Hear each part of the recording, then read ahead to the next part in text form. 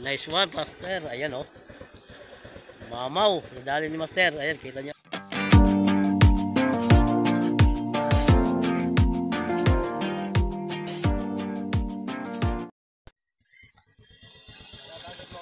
Dali ni Master oh. Wow. Ang laki. Nice one, Master. Ayan oh. Mamaw. Nadali ni Master. Ayan, kita niyo guys. Dito lang yan sa Kupang. More than 5 fingers.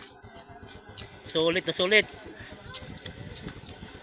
May strike si Tiksay. Dito lang yan sa Barangay Kupang. Kanina doon tayo sa Biason, tapos nagbiwok, wala pa rin. Ngayon nandito tayo ngayon sa Kupang. Marami dito mga hunters, marami silang nahuli, mga Tiksay. Ayan o, sasawa kayo dito sa kakakabaril. Buti nakikita nila, yung dami pala nakalutang tilapia o. Ayun o, sa gilid-gilid.